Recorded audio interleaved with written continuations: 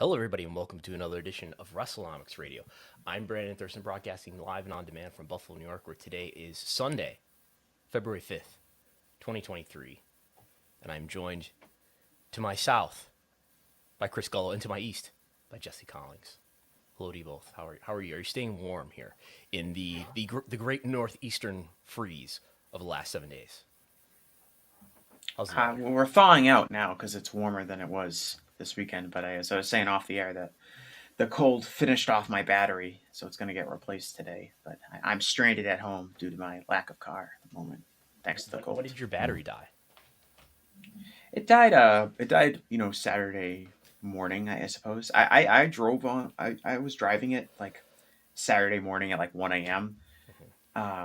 Coming back from my wild weekend adventures, and when I tried to start it the next morning, it was a no-go, and it wouldn't even take a jump. So it was on its last legs. It needs to be replaced. Chris Gullo is a proud member of the Kia family. I think last time, I think one of my last wrestling shows ever on the road, we drove in his Kia SUV of some sort. Is that correct? Yes, Kia Sportage, still rocking it. Yes, I guess I will disclose. I drive a Toyota Yaris, so not a Prius, but a Yaris. Yeah. Jesse, I'm guessing, is some sort of sedan. Might be import. No, I support the economy, Brandon. I drive an American car. You drive a GM? No, I have a Ford Focus. Ford Focus. You were good on the sedan. I was going to be impressed if you guessed my car without any knowledge whatsoever what it would be. I was really debating over whether domestic or import, but yes. Today on the program, we have Nick Khan's comments to talk about, his comments on CNBC following the earnings call. If you're looking for discussion about the WWE earnings call, which happened last Thursday, I did a talk for about 45 minutes with John Pollock that is in your Wrestlenomics Radio and Post Wrestling podcast feed, as well as the Post Wrestling YouTube channel. So we're going to talk about the Nick Khan stuff. AEW house shows. AEW is running house shows. They have announced that. Jesse has an article that is on Wrestlenomics.com right now for you to read. We'll get into that and some AEW and WWE numbers, as we will force AEW to be compared against each other head to head with economic measurements in a moment. But first, we'll go to Nick Khan, who appeared on CNBC Friday, just after his comments on the earnings call, where he responded to a question from Brandon Ross about, is Vince really going to take a deal that's going to end up with him being out of the company? Is that really going to happen? And Nick said, yes, absolutely. And then he went on CNBC the next day and talked with David Faber of CNBC, and I have the name of the other anchor he talked with. David Faber and Morgan Brennan. There's a third guy on screen, but I don't know that he asked Nick Khan questions. But anyway, here's a supercut of those comments. But no, Vince has declared to the board, to me, to other upper management, he is 100% open to a transaction where he's not included in the company moving forward. I really believe he's looking for the best value for the shareholders. Keep in mind, he's also a large shareholder. He's 77 years old, and I think he's ready to take a look at the landscape. Because I do get pushback on the idea that Vince McMahon would ever step aside. But it's your belief that if the right deal is found, and that's a big if, he would be willing to do so. 100%, without question. Is he involved in content creation? And I ask that because I know Triple H, the man known as Triple H, has been running that in recent months. But there's been some speculation, given his history of being involved very heavily, that he could once again do so. Your research is deep on this. No, he's not involved at all. Vince is not involved at all. Triple H remains our chief content officer. We had our earnings call yesterday afternoon. He was asked that question. He, meaning Triple H, was asked that question and answered it honestly and candidly. Vince has had no interference in it since he left, since he came back. Triple H is in charge of it, and we have a terrific creative team around him. A couple weeks ago, Wells Fargo said that strategics are likely limited to Netflix, Amazon, and our parent company, Comcast. Do you see it the same way? Well, what do you think of the Comcast thing? Can you make that happen, or we don't know? I'm actually hearing probably not. I hate to say it, but at this point, although another name I do hear is Endeavor. The idea of bringing together, for example, UFC and WWE could be very robust. What are your expectations in terms of timing? Quick. and I'm not trying to be obtuse in No, saying that. that's okay. But I think it's going to be a pretty fast process, maybe 3 months. Okay, Chris Gullo, you've been watching this TV series Succession of late. Is that correct? Can you Yes, I confirm have. that? Do you ever notice, like, when they're, I don't know if you've gotten this far into the show. You're probably still on season 1, right? No, I'm finishing season 2. Wow. You've really binged this. Yes. Do you need intervention? You're binging television. So have you noticed, like, there are times in that show where people will just talk to each other in these metaphors that seem to be grandiose and wise, but no one knows really what the hell they're talking about. You know what I'm talking about here? Yeah, especially like I'm actually just finished the episode where they're at that big conference with all the business leaders and stuff like that, and there's a lot of that going on. Look, Nick Khan says Vince is ready to take a look at the landscape. He's ready to take a look at the landscape. What does that mean?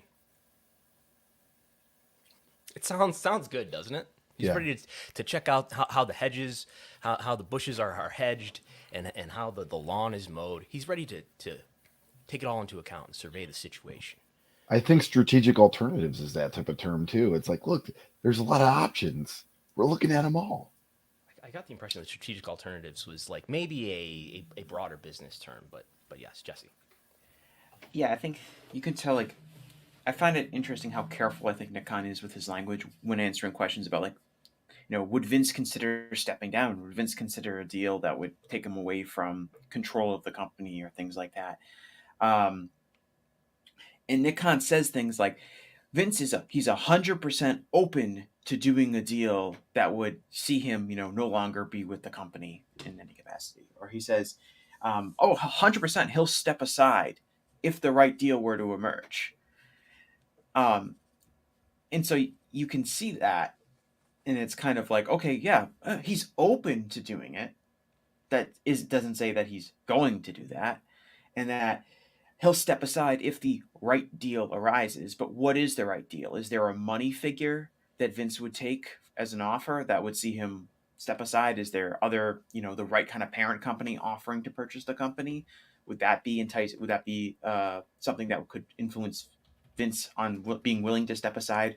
Or is this all just protective language for the fact that Vince has no intention of stepping aside, and that right now they're just being protective by saying, like, Vince is considering stepping aside, but there's no guarantee that he actually will. And I thought the words that Nick Khan used were very careful in that regard, and how he summarized, Vince's willingness to engage with a potential buyer that would basically remove his influence from the company on a day-to-day basis. So it sounds like you don't believe that Vince will really. The argument is I don't. that, Okay. I believe that I don't think Nick Khan is lying or being inaccurate. I think that there probably is some sort of deal that exists that Vince would take that would see him not in power. I'm a little bit skeptical on the idea that Vince is just here to sell the company and then move on with his life. And he's 77 and he's gonna, just wants to sell his company and move on. I think that what the likely scenario is, if a buyer is found, that it will be someone that will be open to keeping Vince McMahon on in the company in an executive role. Perhaps there's a number out there that would see him not do that. Perhaps there's, like I said, a parent company, the right buyer. Maybe it's Comcast. Maybe it's someone else that Vince would be okay with, stepping aside from his role as an executive in the company. But I think the language that Nick used was very careful in how he answered questions about whether or not Vince would step aside. He did not, even though he said words like 100%, he did not guarantee that Vince is going to step aside when the right deal pops up. He just said it's an option. He's 100% willing to. 100% open to the right deal. I think Vince is saying that. I think Nick is truthful in saying that. I don't think he's lying. Told. Yeah, that is what he has told executives in the board. He has, I'm sure, said this in meetings. Does Nick believe that? Maybe. Do I believe that Vince believes that? Maybe in some roundabout way. Do I think Vince is going to accept a deal that really keeps him out of the company if that's the best thing for shareholders? Yeah, I'm pretty skeptical, because why is Vince back? He didn't have to come back. What's a better deal? WWE 2 months ago when Vince was seemingly gone for good, or WWE today? What are you more interested in buying? WWE today with Vince forcing his way back on the board, or WWE 2 months ago where Vince is apparently permanently gone? Right. I think you mentioned this on Twitter earlier this week. That's a good point of the idea is Vince is coming back to sell the company, and that Vince coming back in this capacity to help facilitate a sale or explore other strategic alternatives is something that would benefit the company. But it seems like from some of the scuttlebutt we get and some of the comments that are made by people who cover the business side of things, that at this point, like Vince is a kind of a hindrance to a sale, right? His presence is kind of maybe scaring some potential buyers away, maybe complicating the potential deal that they're going to make, as opposed to if Vince were no longer still in the company and they just wanted to sell. Right. There was an article along with his appearance on CNBC. There was a article online from Alex Sherman that said it was a sticking point. Vince's willingness or interest in staying with the company was a sticking point for potential buyers. Be careful. I want to be careful with that and say they're not reporting that there have been negotiations and there were specific disagreements, but it at least sounds like there are concerns from potential buyers about whether or not Vince is going to stay, and that's affecting the negotiations. How much knowledge would the shareholders have on offers? Like, let's say they agree to sell to someone who keeps Vince in charge, but maybe there was an offer from another company that was more, but Vince wasn't part of it. Like, would the shareholders even know that, or just the board? The shareholders would not know that. The board, I'm sure, are aware of that material, non-public information. I would think so. Yeah. Did you find it interesting that he says when someone asks about Vince's role in the creative capacity, obviously Triple H is the public face of WWE creative at the moment, and someone asks, is Triple H involved? And I thought Nick Khan decided to use the term no interference from Vince, which is an interesting choice of words, because interference would be kind of like a negative connotation with Vince being involved. So is he saying that Vince isn't involved at all whatsoever? Nothing. He's doing nothing related to creative? Or is he just saying that Vince hasn't done anything that would maybe conflict with what Triple H wanted to do? I do think that Triple H has kind of hinted at least a little bit at talking to Vince about creative decisions, and going to Vince for advice. So in that capacity, Vince still has some sort of influence over creative. Triple H's comment on the earnings call was that it's great to have him back, even at the board level, was his specific comment. He has a wealth of knowledge, and he's a tremendous resource. Mm-hmm. Triple H is very happy that Vince is back. So he says. Well, he voted him to be back on the board. I mean, after he earlier agreed with the board unanimously that he shouldn't come back. Yes, I just want to reiterate that one point, that if Vince's first priority in this situation was truly shareholders' interests, which he is the biggest shareholder, he has more than a third of the shares. If his number one priority was to get the best deal for shareholders, get the best value to the stock, then why did he come back? In the opinion of the board on December 27th, when they wrote the email to Vince saying, we think it's not in the best interest of shareholders for you to come back, every member of the board of directors at least was apparently willing to agree to that unanimously. That includes Nick. That includes Triple H. And that includes Stephanie. But now, of course, in a business situation, we're not really sure who's telling the truth when. They're all happy that he's back, and it's a good thing. He'll do great. Stephanie was elated that he was back. She told Talent that, and then a few days later, she was gone. What did you think of? So, Nick Khan asks David Faber of what does he think about Comcast as a potential buyer for WWE? Nick Khan kind of turns the table a little bit and asks, David Faber, what does he think? And David Faber kind of laughs at him and says, "Oh, I don't, I hate to say it, but I don't think it's going to happen. It seems unlikely." What did you think about those comments? Would David Faber really know exactly what Comcast's thoughts are on purchasing WWE? And CNBC is a channel that's owned by NBC Universal. I would think that he has some access to people who would know. The Alex Sherman and article, he's an insider within Wall Street and things like that. He's a professional analyst. So, but do you think that? I thought that was interesting because obviously Comcast is one of the primary potential buyers of WWE. We talk about it almost every week, and yet Dave Faber's was I thought fairly certain that it seems unlikely that they're going to be interested in WWE. And why is that? Is it because apprehension about Vince? Was it the Roberts family would not want to be associated with a product like WWE as far from an ownership perspective? Obviously, they're associated with it from a content perspective because they're their biggest content payer. But I thought that was interesting that Faber was just like, yeah, I don't see that happening, which I thought was kind of hilarious because Nick Khan was right there and he just basically shot down the idea that Comcast could. So in the Alex Sherman article, there's reporting according to sources with knowledge that I think that NBCU was not a likely buyer, and I've been skeptical of this since we've been talking about this, that Comcast and NBCU would agree to do this, that Brian Roberts, who is the CEO and chairman of Comcast, would agree to it. And I think that there's probably skepticism about just the notion of buying a wrestling company and being associated with WWE because it's a fake wrestling sport. That's a stigma, and it's do we really want to have our brand associated with that? As you said, they're more than happy to have Raw and the Peacock content and NXT and some of the reality shows, but maybe not as excited about having to say this is us, we own this, and we have to manage it. And maybe there's some wariness about how to manage it and who to trust and put in charge of it, because I think there's a long history of wrestling being mismanaged by parent companies that didn't have a great handle on this industry. Though financially, if you look at all the potential buyers, doesn't Comcast, NBC Universal make the most sense with the amount of money they spend on rights? It absolutely does. And also IP for Universal Studios and theme parks too. Like there is a lot of financial potential and money they're already spending. Yeah, it makes a lot of sense, which tells you there must be some pretty strong reasons that have nothing to do with that about why they would not want to buy it.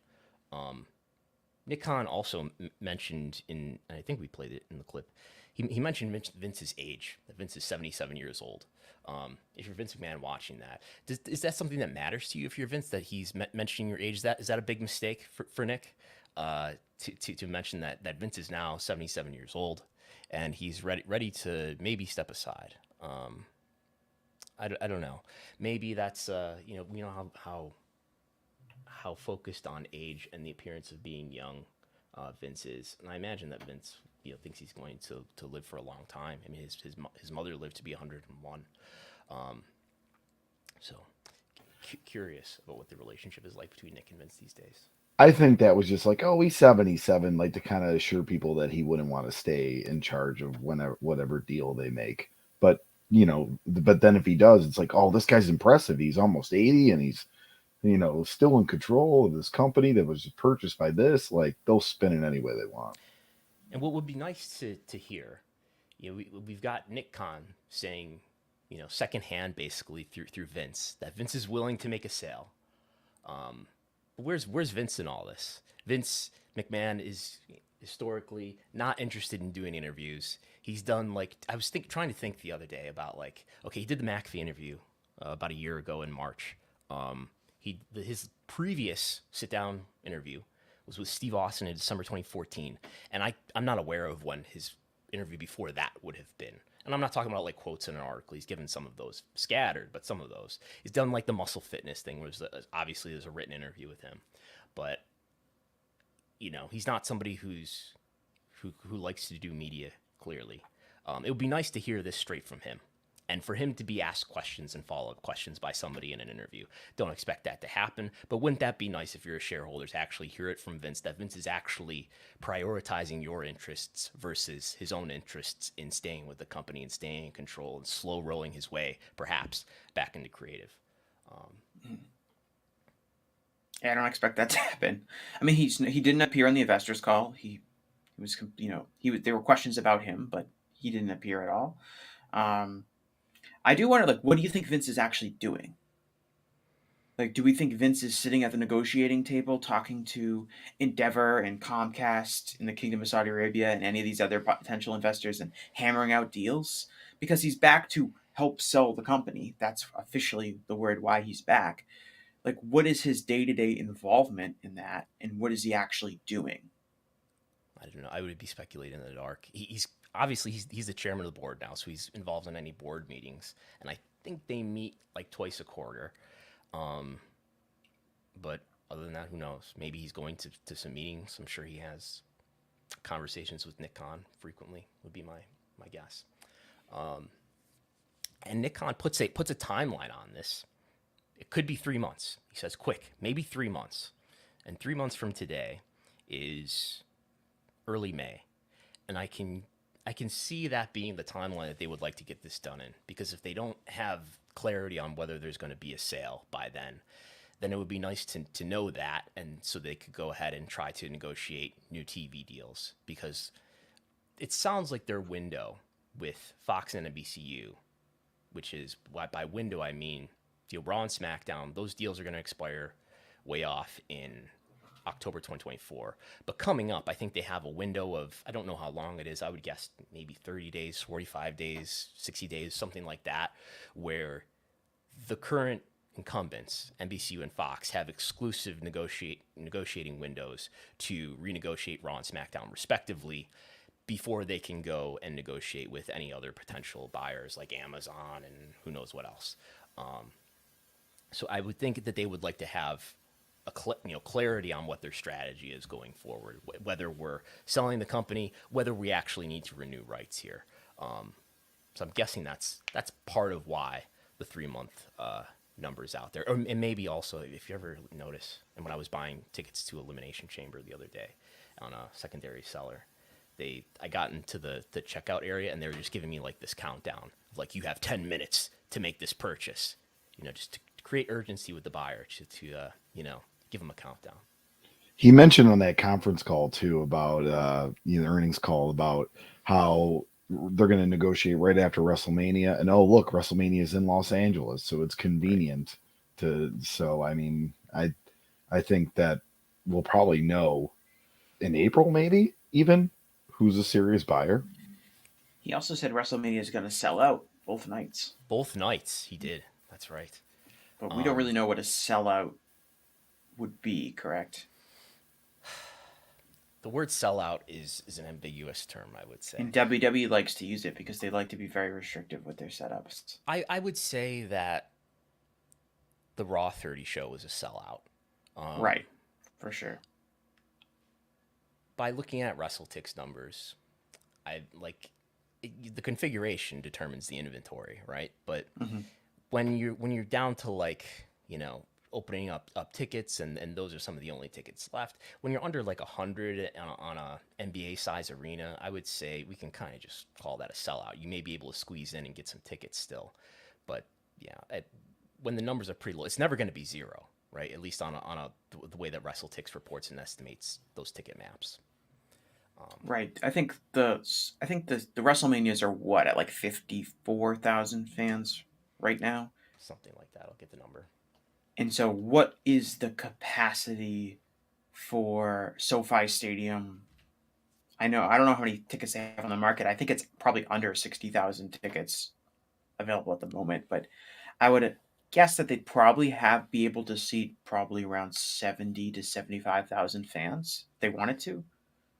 Yeah. WrestleTix last count is 50. I'm just going to round here to the nearest thousand. 54,000 for day one, and about 55,000 for day two. We're talking SoFi Stadium. You could always just say screw it on the stage, and that probably opens like 10,000 seats or something. Probably not going to happen though. Well, how many tickets does WrestleTix say are available, that are, because they usually have that calculation, right? I don't know if I have that on the spreadsheet I'm looking at. Available, there are, okay, I do. There's still available. There's 1,600 for day one and 1,100 for day two. Okay, so that's implying that SoFi Stadium could only right, if we say that's sold out if they hit that number, we know that SoFi Stadium Stadium has the estimated capacity for both at about 56,000. Right, and we know that's not true, realistically. It depends on how you configure. Right, but we know that they could sell easily. I think do 70,000 fans with or no so. Stage.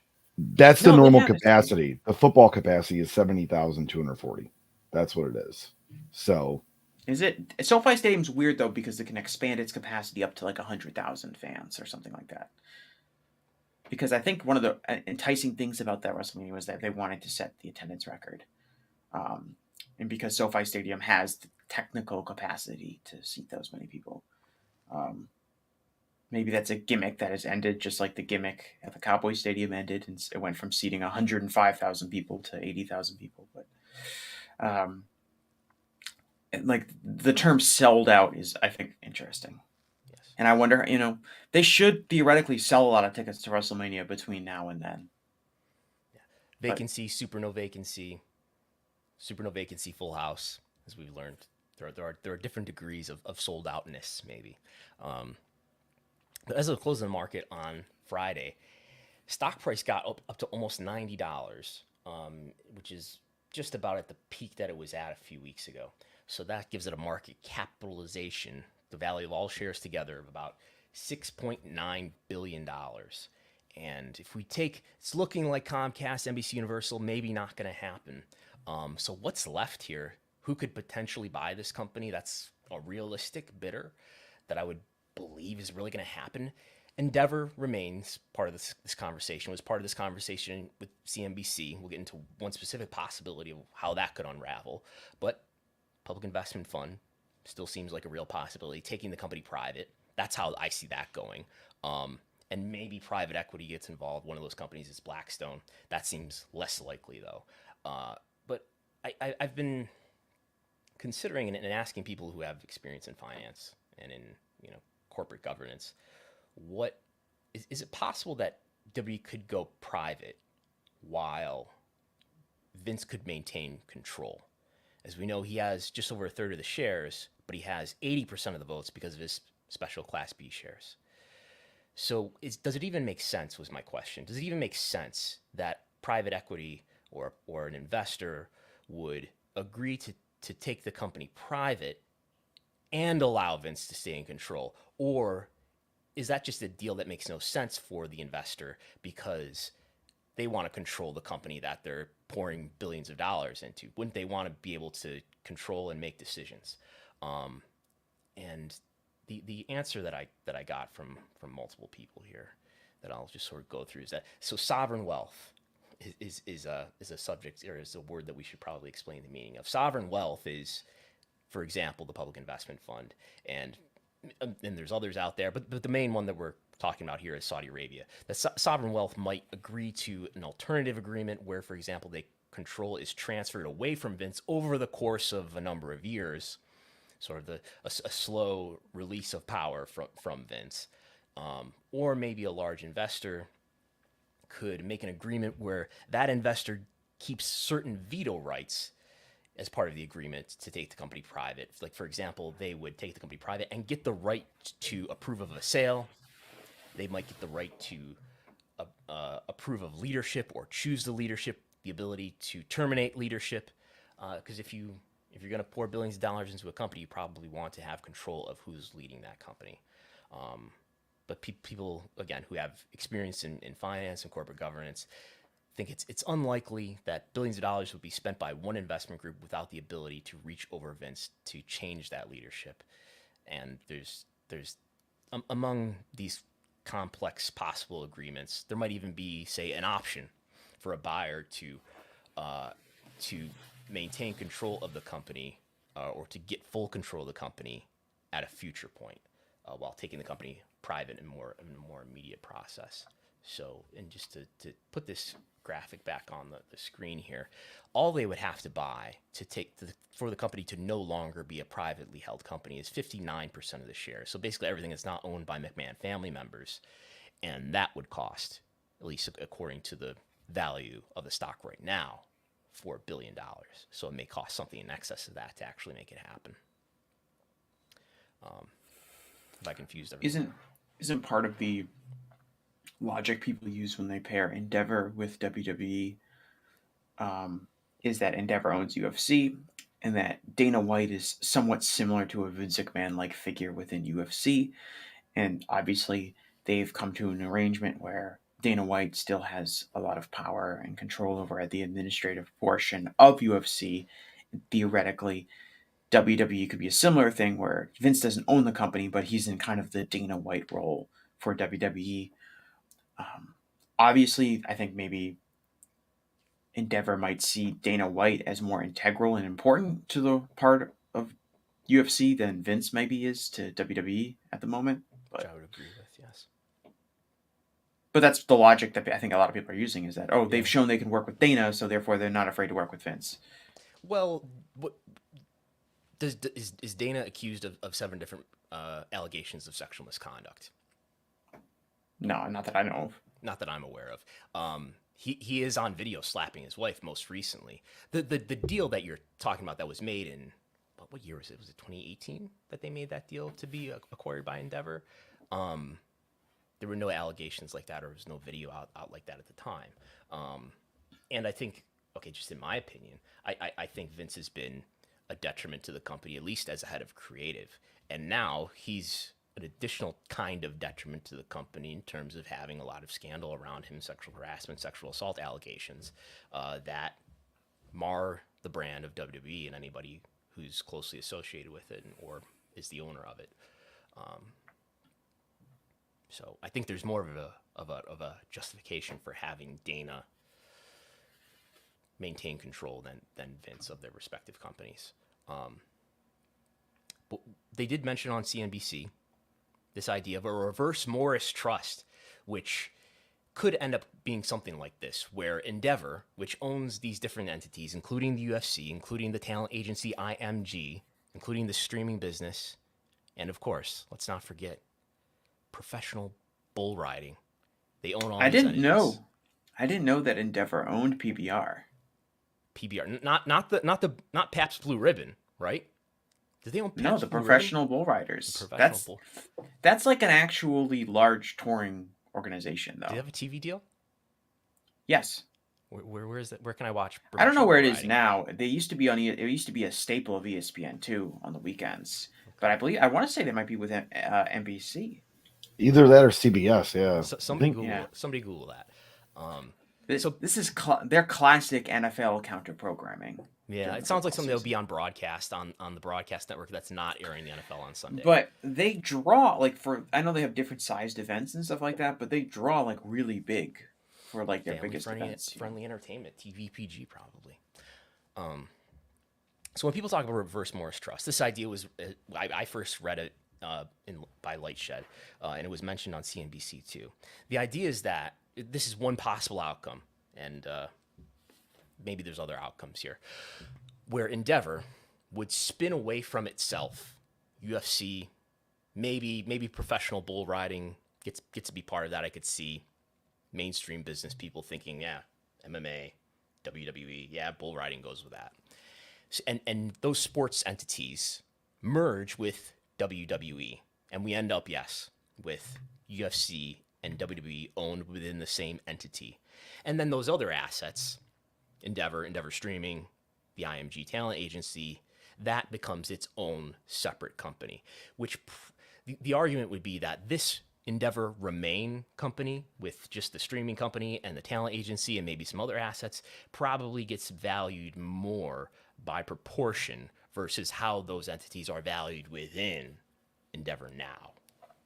And maybe you end up with, rather than 2 separate entities as we have now that are valued at Endeavor about $10 billion, WWE about $6.5 billion, maybe you end up with 2 new entities that are valued at more than $16.5 billion. And so they are valued at more in this configuration rather than the current one, if that makes sense.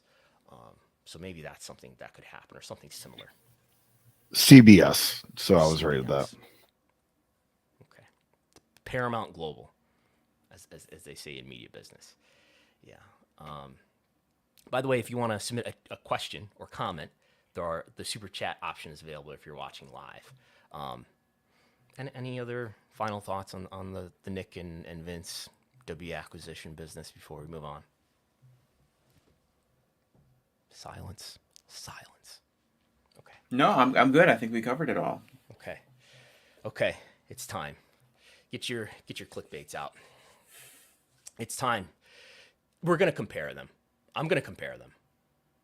WWE versus AEW. With a new month now in the record books. It is February 5th. That means January is over with, sources say. And we can look at, here's what TV ratings look at. As we know, Raw and SmackDown are the two most watched wrestling programs. And so let's look at, first of all, TV ratings. W and AEW, we actually have Impact on here too. And the only programs that are up year over year, as always, is AEW, and the only programs that are down is WWE. Not this year. Okay. WWE is continuing to lose fans and viewers as always. Is that the case? No, not in quarter one. Okay. Not in January of 2023. Oh, okay. SmackDown. This is quarter one to date, so this is only January. SmackDown is up 7% in total viewership versus the prior year. Raw is up 5% in total viewership versus the prior year. NXT is up 2%. Dynamite is down 6%. Rampage is the deltas are getting less negative. Rampage is down 7%. So all the W shows are up. All the both AEW shows are down by single digits, and Impact is down by double digits. Maybe it's more volatile, smaller viewership, but W shows are up in total viewership versus last year. I like to look at this chart, which is 18 to 49, comparing Dynamite against Raw and SmackDown in 18 to 49 by week. How far ahead were Raw and SmackDown ahead of Dynamite in that same week? And I think it tells you a pretty good story about what the comparability is, how closely they're competing over time.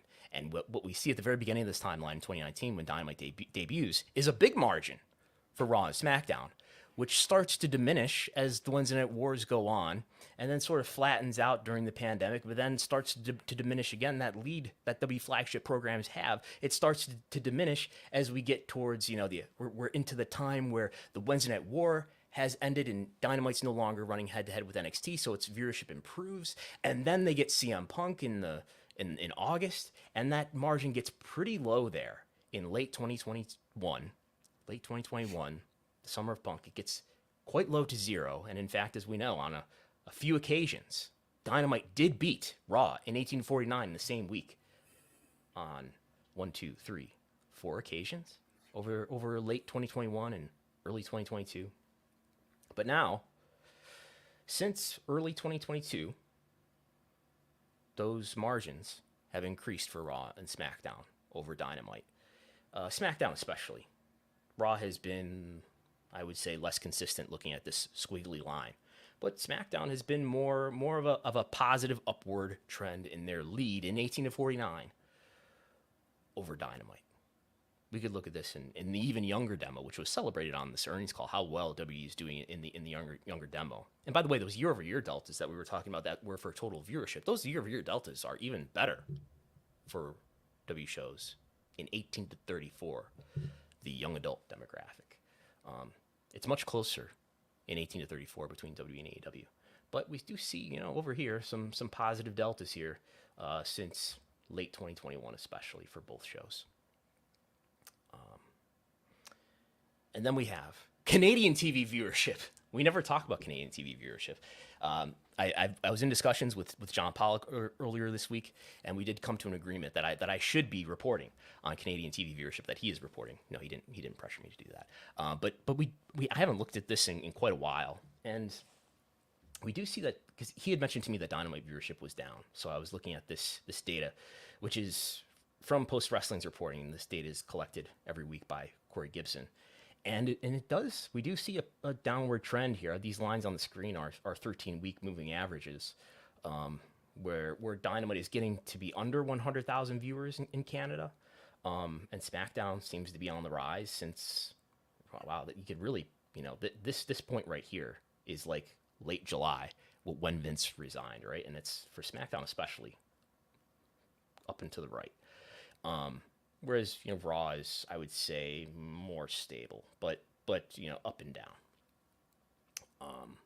And I did look at UK viewership, but I think backbodydrop.com has not been reporting WWE viewership. But Dynamite is on, I always forget but Dynamite is on a stronger network than either Raw or SmackDown, because what Raw and SmackDown are on BT Sport, and Dynamite is on on ITV, and I think it just improved its time slot in the UK a couple months ago, right? UK fans are screaming at us right now, I'm sure. Yeah, Raw and SmackDown are on the premium cable channels that you have to subscribe extra to. While AEW Dynamite, I think, is on. It's on I might ITV, be right? I think they're on ITV, but they were on like a bad time slot in ITV. But ITV is kind of like being on CBS in the United States. It's a network television station, Mm-hmm. so they have a massive advantage over WWE, even with a worse time slot. Right. Okay. And then attendance. Raw did pretty well in January. 9,000 average tickets distributed according to WrestleTix. SmackDown just under 9,000, 8,700. Dynamite 73,000 or 7,300, which is their best number. And a lot of new markets here, right? Their best number since, I have to go back to, what is this? June of 2022 to find an average attendance for Dynamite that is as high as the average attendance that WrestleTix recorded in January 2023. What new markets did Dynamite go to? Have we done the Seattle show at this point? Yes, they went to California? Seattle. Yep. They went to Fresno.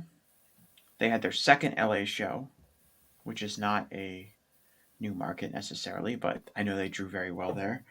Didn't they return to Denver? Am I missing that wrong? They did Seattle. They did, let's see here, Inglewood, which is just outside LA. They did Fresno. They did Lexington, Kentucky. They went to Jim Cornette's Right. stomping grounds.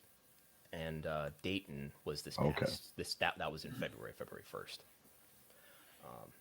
And then Rampage I think they only did one live Rampage, but it was the show in Portland. Okay. Yeah. Right. And that's what's over here, which did 5,000, which is, I mean, these Rampage months have usually just one Rampage in them. Sometimes as many as they did 4 live Rampages in October, apparently. But yeah, a good number for a Rampage of 5,000.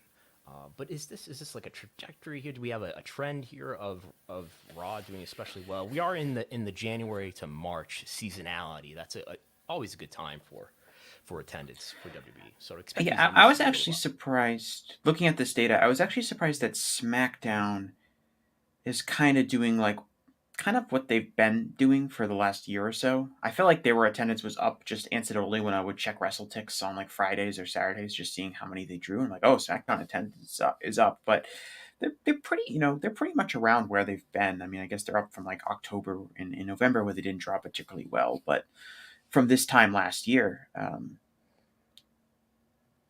they're up, I guess, a little bit, but Raw obviously is doing really good. Now, part of that is Raw 30, which was like a quick sellout show in Philadelphia, which did what, 14,000 fans or so. I believe that's the number. We'll look. Raw in Philadelphia. What date was that? I'm looking at a spreadsheet right now.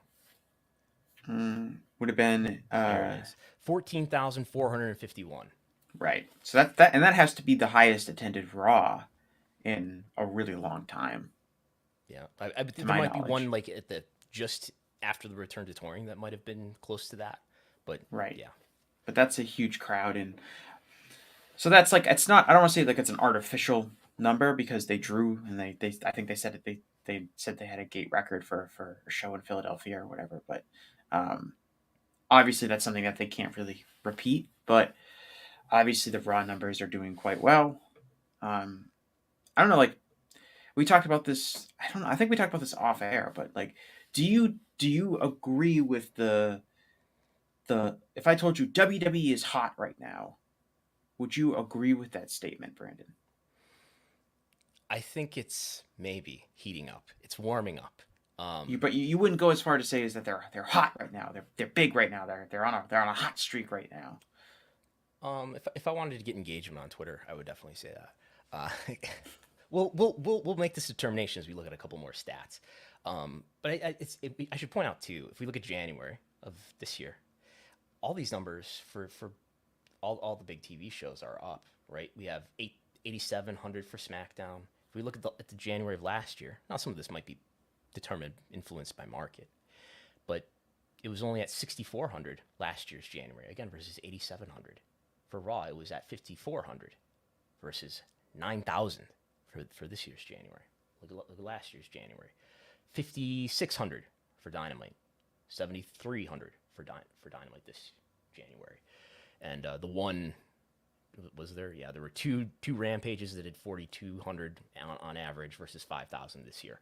And house shows are at about the same rate, slightly down in January versus January of last year, averaging 3,500 or so, and averaging a little bit higher, but it rounds to 3,500 for house shows. So house shows don't appear to be heated up, but the TV events certainly do. Google Trends, which I think tell us a lot. They're a leading indicator, I would say. They're very highly suggestive of what's happening in business. How much are people thinking about these brands? And we do have NXT on here, so I have to say brands. And WWE is up 4% in January versus January of last year. Up 4%. So remember, this is January, and it includes the Royal Rumble time. So people were Googling WWE-related subjects 4% more this January versus last year's January.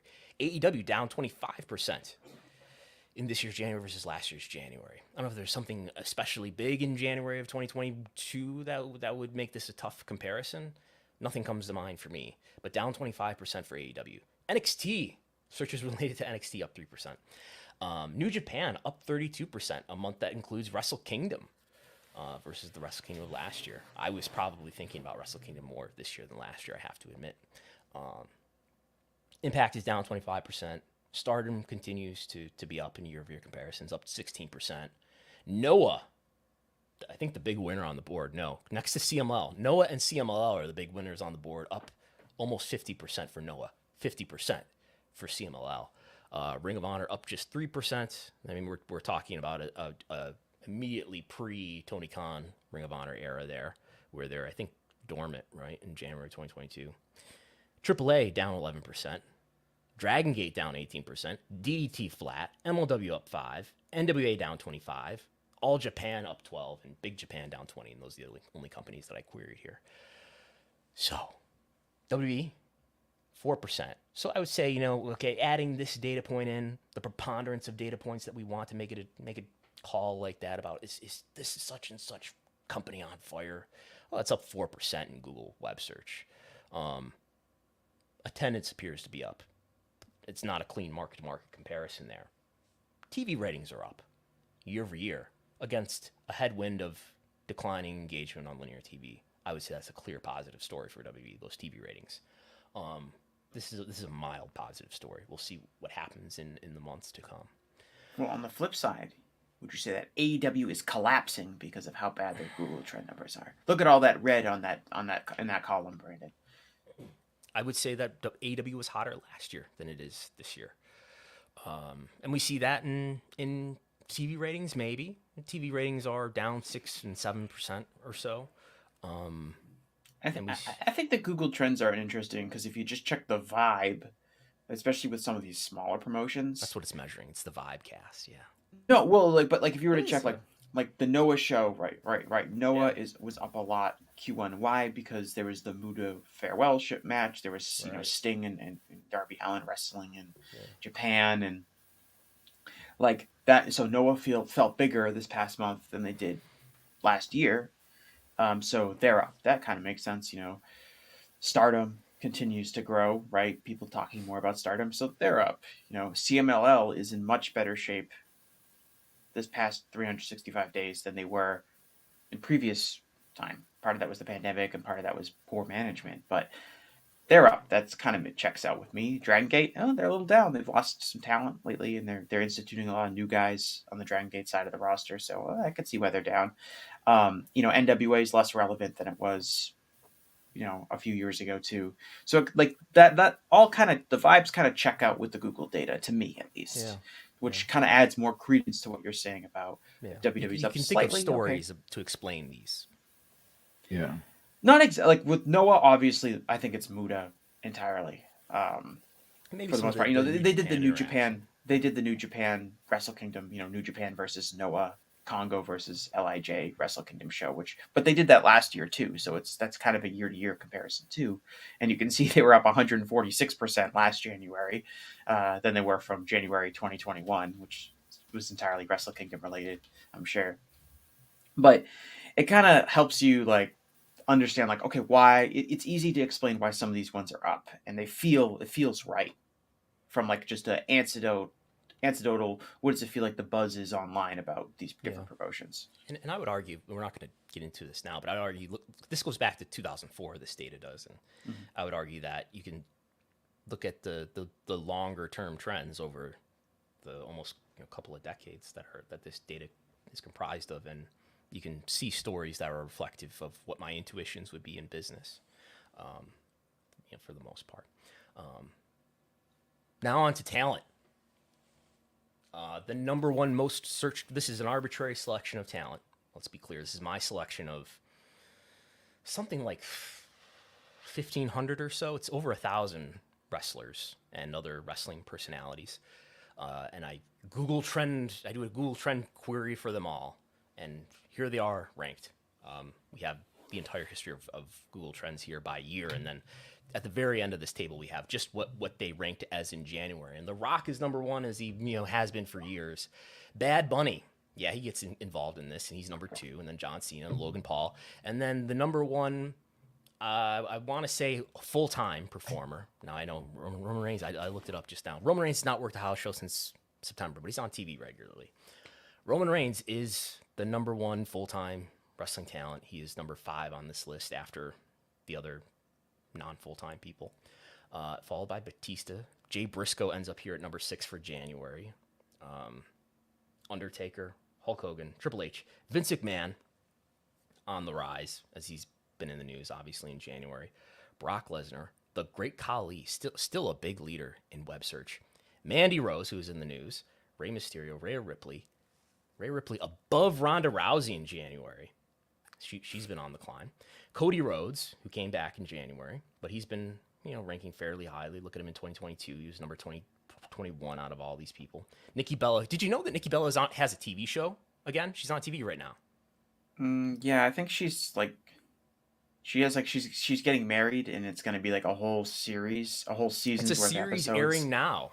Yeah. But I think the whole season is just her wedding. Like each episode is a different part of the wedding. Isn't it like Nikki Bella Says I Do or something like that? It's something wedding themed, definitely. Yeah. Followed by Steve Austin, Randy Orton, Mercedes Moné. She's been recognized by Google Trends as Mercedes Moné, no longer Sasha Banks. Ric Flair, Stephanie McMahon, who was in the news, Alexa Bliss. Should I read all of these? I will stop. I think I'll stop there. Do we have the All Elite Wrestling people here are, the first one is Paul White, who's number 25. Saraya, who outranks CM Punk in January. And I think it's interesting that where is Sami Zayn? I think people would be curious to know. He's at number 36, so that puts him just behind Seth Rollins, and that puts them both. Where's Kevin Owens in here? He's in here somewhere, isn't he? Oh no, Kevin Owens is way down here at 45. So anyway, Sami Zayn is above Kevin Owens. He's just behind Seth Rollins. He's behind Akira Hokuto and CM Punk and Saraya and Bray Wyatt and Pat McAfee. But yeah, but he's way up in January. In January, he was 36, up from 99 in the full year of 2020. Why is Akira Hokuto so high? Akira Hokuto is a big time celebrity in Japan. She's like a cook or something. She's big on YouTube. I didn't know that. I didn't know that's what she was doing. But I mean, she's consistently in this last season now. Yes. So it's not a fluke. Yes, this is something that I had to investigate when I first started. I didn't know she had that kind of. I didn't know she had like crossover mainstream appeal. I know people like Togi Makabe are like really famous in Japan, because he's like, I think he's on like a morning show. I think he's kind of like the Michael Strahan of Japan, in ways. But I didn't know that about Akira Hokuto. Good for her. Insane Clown Posse are among the big leaders here independently. Maybe Tony Khan should call up and sing. Is Tony Khan a juggalo? I think that's the question. Can I ask Brandon, like, how relevant is this information when most of these people are not wrestlers? I feel like I have to include that. I mean, sometimes I'll take cage match data and say who's actually having matches here, and then filter it by that. It tells you who's recognizable as a name, I think. Yeah, Does, like I does think this tell you Rhea about draw? I don't. I think Rhea Ripley being as high as she is a potential sign that she is becoming, because she hasn't ranked nearly this high. She's 15th. She hasn't ranked nearly this high in the past. Yeah. I think So you have that- to does pick and that- choose what is meaningful here, and like Hulk Hogan's a household name is probably always going to be ranked somewhere around this level of number 8 for January. But I mean, Hogan's a big draw in some ways. He has some problems in other ways. Great Khali always being up here. I don't know. You know, I mean, what's something that's not that meaningful here? I think Mandy Rose is a big news story. I mean, there's always cases like Jay Briscoe, who unfortunately passed away. He's way up here. Scott Hall is way up in 2022 because he passed away. Well, like The Rock is just like, in Bad Bunny, like of course, like those people don't really have any impact on the wrestling business, realistically. No, but I feel the need to include them because, well, maybe The Rock's going to be in WrestleMania this year, but apparently not now. But that's, you know, that was on the table. So anyway. Do you think women have an outsized influence Perhaps on this chart? Perhaps. Why would that be? People Googling pictures. Okay. Yes. Chris Benoit is always up here for Chris Benoit reasons. Everyone wants to watch Chris Benoit tapes. Yes, which they're studying his fundamentals. The top 5 YouTube videos for each month for WWE and AEW are here. This is looking at September to January each month. And I haven't given this a lot of thought, but what do we see on here? Let's throw out some names here that I see a lot. There's one, Braun Strowman, Roman Reigns, Dominic. Dominic betrays his father was a big YouTube hit for WWE. Can I ask a question about this data? Yes. Are you looking at total views? I'm looking at views through 7 days. Okay. So these are just what videos got big in the first 7 days. We're not looking at cumulative views since they were posted, or views over like the month. So it had to be published in that month, and then we tracked it for at least 7 days. Right. Well, we tracked But it like, for 7 instance, like days. AEW's most popular video is the Mark Briscoe and Jay Lethal match, which was taped at the end of January. So, but we're only calculating 7 days, so it's not at a disadvantage compared to videos that were posted earlier in January. Right. Yeah, I think that may have been some of the thought process into that. But yeah, but we don't. So say there's some video that's from years ago that blew up this month and got millions of views. This process is not, catching that. Mm-hmm.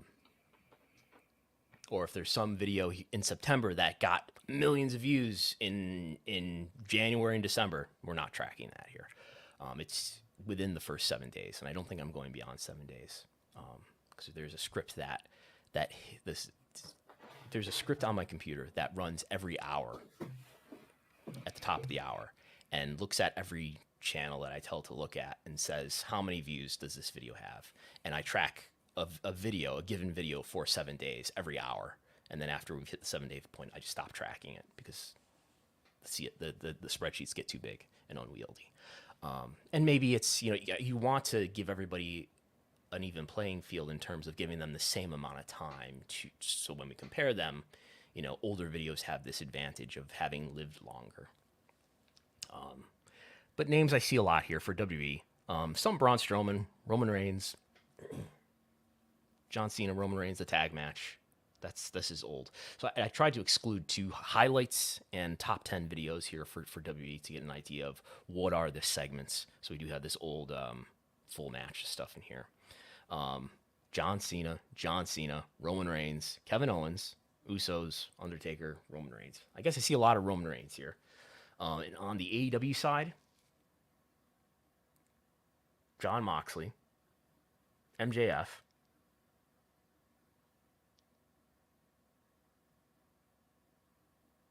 any other names stand out here? Is like you're seeing more than once?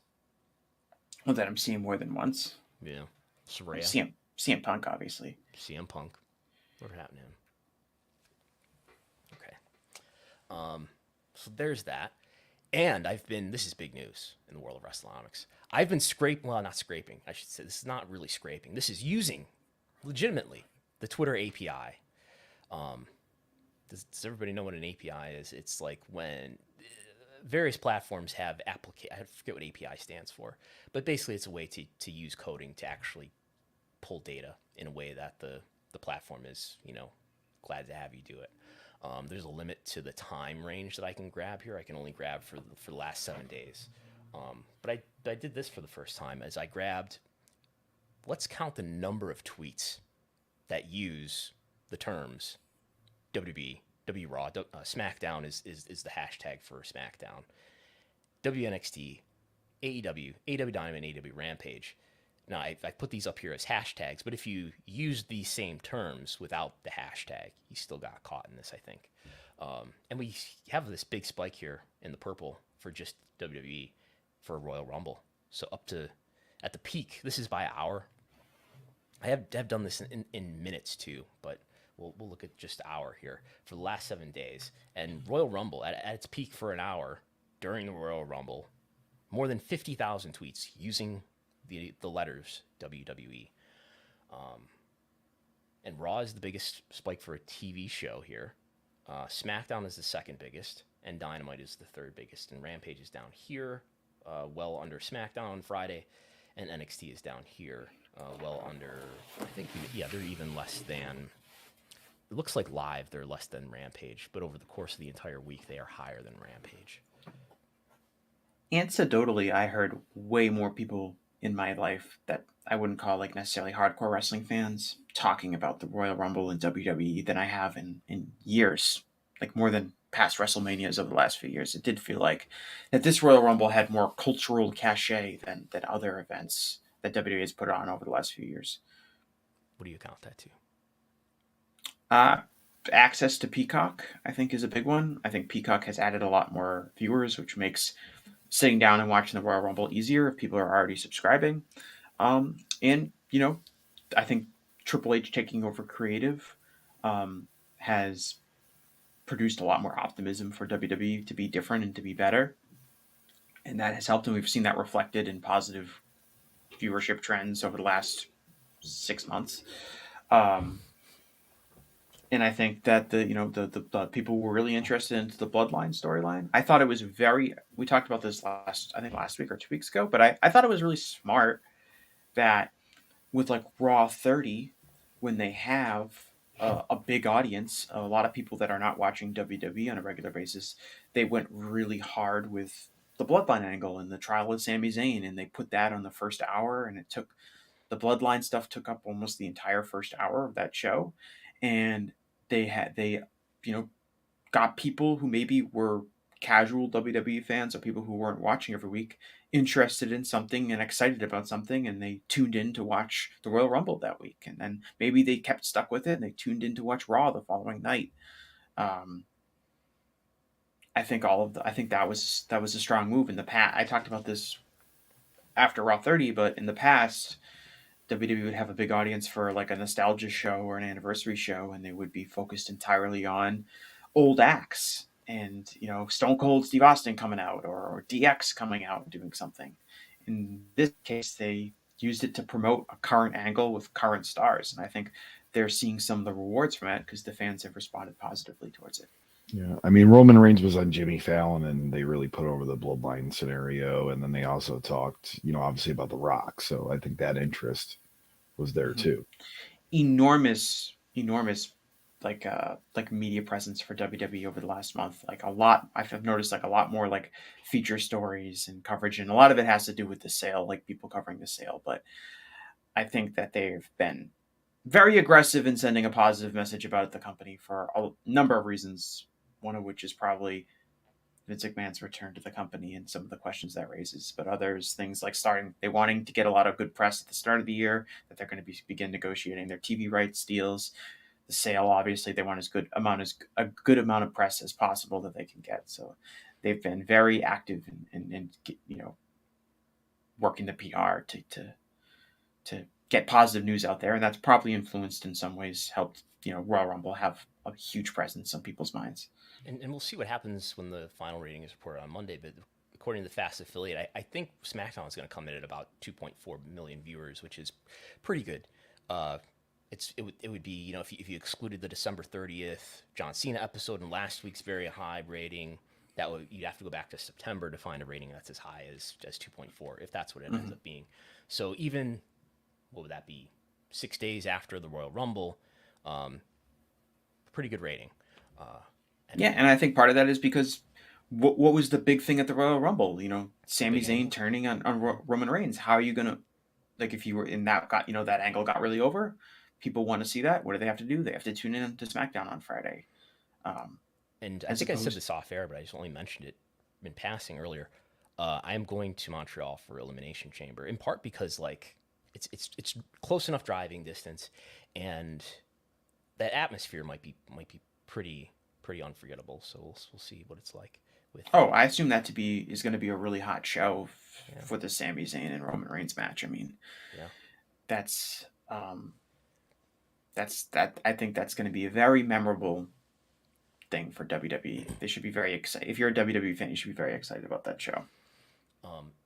So with these tweets here, I didn't know the answers to the question I'm about to pose here before. I don't have any confidence about it. Like, would you expect that AEW fans tweet more about AEW than WWE fans tweet about WWE? No. You think it's equal or more? Like you're talking about like pound for pound kind of? Yeah. Because we're gonna get to it with this slide. If we believe that WWE has this silent majority of fans, right? These people that are big WWE fans that are not part of the internet wrestling discourse, then you would believe that AEW fans, pound for pound, tweet more about it. But I feel like WWE fans are more engaged in social media. All the statistics tell us that, especially if we're talking globally. So what I found is, and this is not a perfect comparison, but this is the data that we've got. We don't have better data to do this with. I took the U.S. viewership, and I said, so what's the U.S. viewership as a percentage of the number of tweets? When I did a deeper analysis that we're not going to go through today, I did a deeper analysis on Royal Rumble, and I found that, like, the number of unique users, an average user was tweeting about 4 tweets throughout the night or something like that, which sounds reasonable, right? So even if we were to assume that everybody only tweeted once, right? We would get only as a percentage of the actual total viewership of the U.S. Obviously, tweets are global around the world, so just to get an idea of, like, the degree of viewership versus the degree of tweeting, I guess is what we're trying to get at here. And Dynamite and NXT are both at 7%. Raw is at 6%. SmackDown is only at 4%, despite being the most watched show, and Rampage is at 4%. Yeah, and this is versus its viewership. This is for SmackDown. I use what I believe is going to be the rating based on the Fast Affiliate. For Rampage, since we don't know what the rating is, I use the January average. And in terms of tweeting, at least using these keywords here, and maybe there's just a lot of tweets that aren't using these keywords that are actually alluding to the show. Very possible.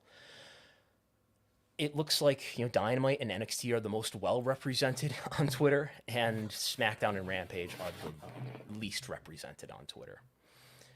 What is the time frame of the tweets that you're gathering? This was good question. This was for the entire week, is what I used here. These numbers that we're looking at in this legend here are the numbers that I used, and I just divided these numbers by the viewership.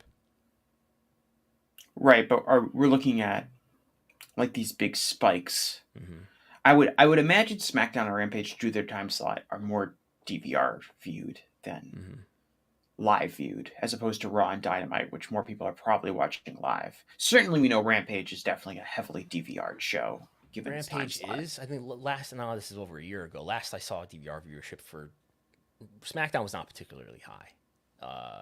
I think we could even find that on Spoiler TV because it's a broadcast show. I think it's like less than 10% for SmackDown, which is not. I would not expect SmackDown to be, like, dramatically more than Raw for DVR percentage. This was the Raw's also a longer show.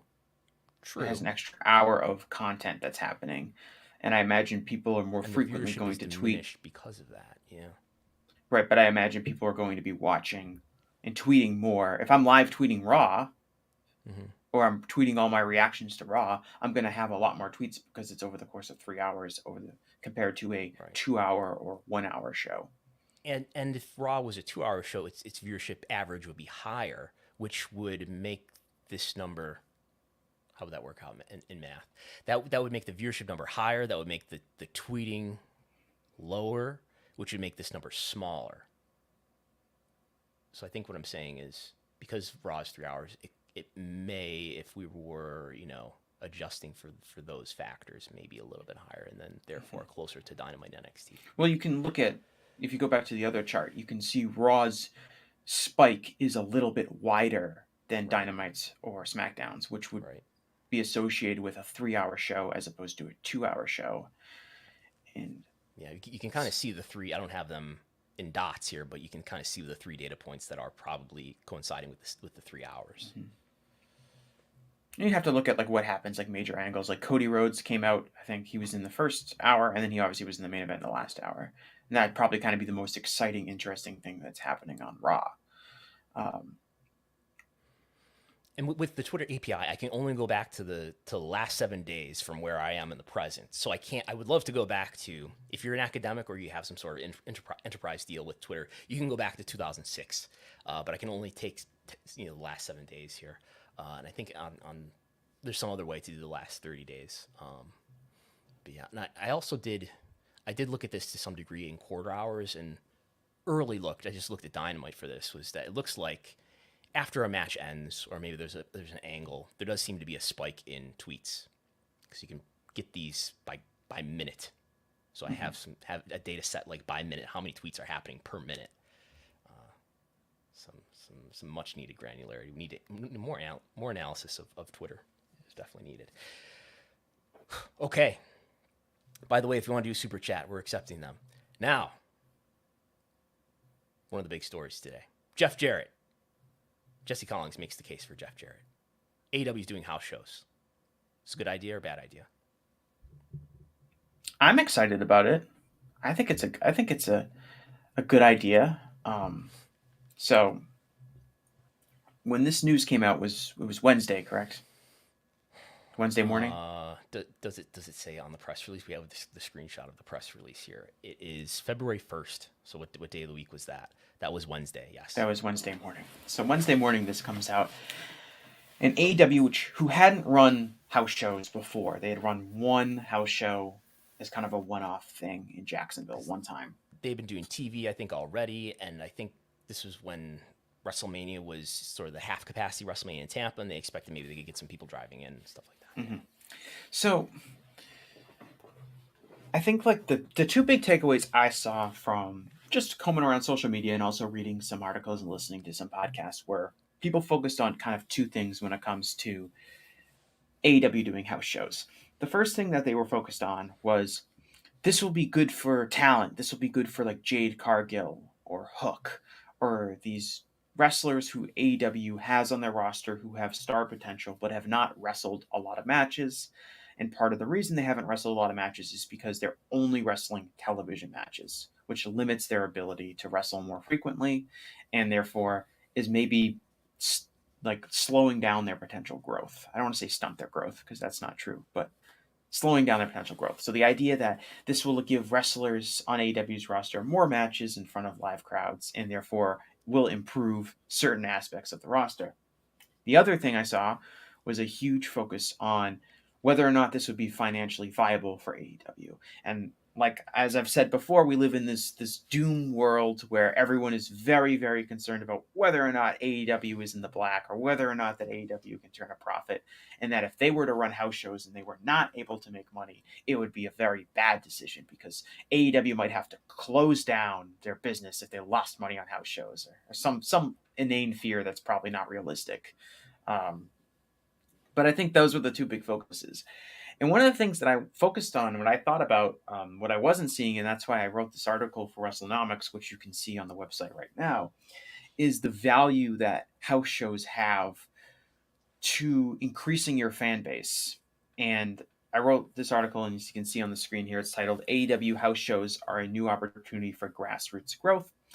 And what I thought about was how AEW, like a great way to get fans to watch your product is to have them go to a live show.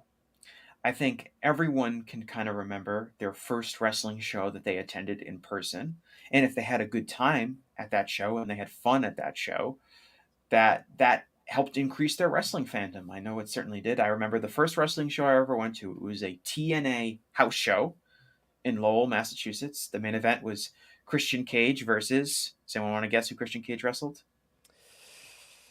Tyson Tomko. Kurt Angle. Nope, it was Jeff Jarrett. So it was Christian Cage versus Jeff Jarrett. But I was, I don't know, 11 at the time. Maybe I was older. Maybe I was So now 12 this or all 13. this is why you're defending Jeff Jarrett today. Is that it? Right. I've always been a fan of Jeff Jarrett. They did a terrible finish. They announced that it was a title match, and then Christian Cage won the title, and then they said that because the ring announcer didn't say it was a title match or something, that it didn't count. They did an old dusty finish. It was a very bad booking. But Did the that point kill is the town? that Did that kill Boston for them next time? they did not come back to Massachusetts for probably 7 years after that. What? But, They didn't come back to Massachusetts. They didn't run Massachusetts for 7 years. oh, I think that's true. Yeah, they ran WWE some. did not it was, run a show what? in Massachusetts. For You're 7 talking about TNA. TNA. TNA. Yeah. I'm sorry. Yeah. I apologize. Yeah, this is TNA. Who do you think I was talking about? WWE? Yes. Okay. No. It was TNA. Anyway, my first house show experience is not relevant here, except for the fact that I think if you're a wrestling fan, you can kind of remember the first time you attended a live event, especially a big scale live event, and it probably helped increase your fandom of wrestling. And I think by AEW having more live events and bringing their products to people, it can help increase their fandom. And maybe you're not making a profit off of just the ticket sales that you sell to your house show. This one's going to be in where is it? It's not Troy, Ohio. Not right? It's Troy, gonna New be- York. No, not Troy, New York. Troy, Ohio, which is I just would outside consider- Dayton. Just outside Yes. Dayton, where they were actually doing TV that night. That they made. Yes, it's made about this 30 announcement. minutes north of Dayton. Yeah. But maybe you're not making a profit just off your ticket sales. Maybe your house show is a money loser, right? But what you're doing is you're taking your product and you're bringing it to a fan base. And maybe some of those fans that are going to your show, maybe they're not weekly Dynamite viewers. Maybe they're not people who have purchased a pay-per-view before for AEW. But if they go to the live event and they have a good time, they might become regular television viewers. They might consider buying a pay-per-view. They might consider going to Dynamite the next time it's in Dayton or in Cincinnati or within a reasonable drive. Maybe that show that's now, 90 minutes away, you consider making that drive because you had a good time. I think the consensus thought is that AEW, from a live event perspective, is a very fun show to attend. The atmosphere is good. The fan base is great. The action is good. Like, it's a good time going to an AEW live event. And this is a way to reach new fans. And so it's beyond just looking at, our house show is going to turn a profit for them. Otherwise, it's a bad idea. But rather taking your product and making it reach a wider audience. I think I did a lot of time looking at WWE's house shows. And WWE's house shows are not in major markets for the most part. I did some research in my article. I looked up every WWE house show in the United States since November. And with the exception of a few house shows that they do during the holiday season, like the Madison Square Garden house show the day after Christmas, and there was a house show in Toronto on, I think, New Year's Eve. Mm-hmm. Outside of that week where they do the big holiday shows, which is kind of not like a great comparison point for the rest of the year. But if you just look at the shows they ran, I think, 19 shows, and I think only one of them was really in a top 50 television market. It was a lot of shows in places like Erie, Pennsylvania, and Corbin, Kentucky, and Wheeling, West Virginia, and in these places that are probably not going to get a television taping. A Raw or a SmackDown is not coming to those communities that much. But the live event, the house shows do. And WWE maybe isn't making a profit off of the ticket sales for their house show in Wheeling, West Virginia. But what they are doing is that they are taking their WWE product, a professional sports product, relatively speaking, and they're bringing it to a community that doesn't have that kind of entertainment coming to their town all the time. and they are bringing their product to those people. And I think WWE has done a really good job staying with that model, even as they've cut house shows down over the years. That they're still running in all of these small communities. And Brandon's got the chart right here. You can see that they had in 2022 they ran 147 house shows. That's down from 347 that they ran in 2019, which was the last kind of year unaffected by the pandemic. And a lot of those are in small towns and small communities and small arenas, and they're not drawing 8,000 fans to these shows. But what they are doing is by running it with enough frequency, they're building this fabric of fan bases. They're building this fan base in all of these small communities that are now becoming loyal WWE fans. And that's one of the major reasons I think WWE has such a large lead in as far as becoming the market leader in professional wrestling, is because they take their product and they bring it to every single part of this country. And AEW, by comparison, doesn't. AEW's product is not particularly well spread out throughout the United States when it comes to a live event business. We know that they run Chicago a lot. They run New York City a lot. They run, Austin, Texas, and Dallas, Texas a lot. Their dynamites tend to stick to the big cities because that's where they can draw the most. The opportunity with house shows is to go to new communities that you maybe don't want to run a dynamite in because you're unsure on how you're going to draw there, but people that have never seen your product live before. And Troy, Ohio is a small town. It's a small city. I think it's like 35,000 people. It's kind of close to Dayton, so it's not necessarily people who have never been to a dynamite before, but it creates the opportunity for fans who are maybe unsure about the AEW product to get themselves familiar with it. I think you guys, both of you, are very experienced independent wrestling people. Very experienced When live events. yes, A yeah, no. fraction of the scale.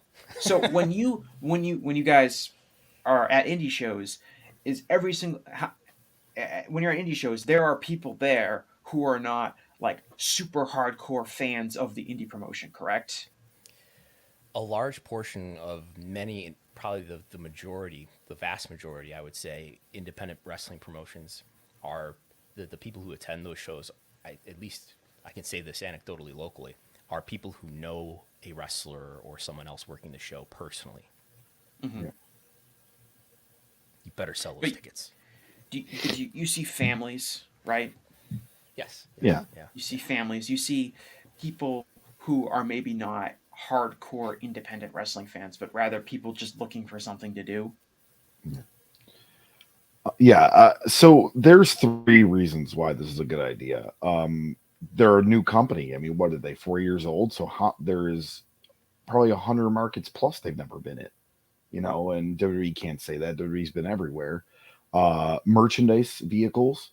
I mean, AEW doesn't have as many outlets as WWE does to push merchandise, and this gives another merchandise. And then to the independent wrestling anecdote you were making, we don't have statistics here, but from an observation point of view, independent wrestling attendance is pretty up right now. Like, there's Is a it? lot of shows doing Is great business numbers. on fire? I mean, there's a lot of shows doing good numbers. Would you say business is hot right now, Gullo? I would say it's warm. But I would say there's a lot of independent shows that are drawing well, and AEW, I think, appeals more to the independent wrestling fan than WWE Isn't your does. experience biased though, because you're on this increasingly popular podcast, and that's increasing your drawing power? So naturally, the events that you are at are doing better than ever. By the amount of merchandise I sell and autographs I get, which is one or none, I don't think that's a true factor. Okay. But I think people are kind of I think in the discourse, right? We're focused on these two things: are AEW house shows going to be prominent? Are they going to be profit makers for Tony Khan, or is it a bad business idea? And is it going to help Jade Cargill get better at wrestling? I think people are ignoring the kind of impact that these can have, especially we don't know what frequency they're going to run, which I think is interesting. They only announced one house show in that press release. They implied that they're going to run more, but they only announced the one in Troy, Ohio. So are they going to run one a month? Do more? Are they going to do less? Is this just a trial to see if it becomes more feasible? But I think the idea of bringing your product to different areas and doing more local advertising and just that kind of grassroots growth that I think WWE as an institution of entertainment over decades of time has established itself as, I think is really important. And a lot of these smaller communities and these small cities that have these mid-sized venues, they don't have professional sports. They don't have they might not have prominent college sports. They might not have concerts and popular musicians coming into these smaller venues all the time. It's a real opportunity to come to a community and get some local buzz. And yeah, is it going to Troy, Ohio once going to lead to a huge influx of new viewers and new pay-per-view buyers for AEW? Probably not. But if you do it consistently in a bunch of different locales, you can grow your fan base that way. So I think people need to think a bit beyond just in terms of, can they sell enough tickets for this to be a cost-effective show, one show at a time. I think it needs to look at the broader appeal of kind of advertising your product and introducing your product to markets that have been neglected by professional wrestling. So like Troy, Ohio hasn't hosted a wrestling show in over 10 years, a major wrestling show at least. Impact did a house show 10 years ago there. WWE hasn't been there forever, and obviously AEW hasn't been there.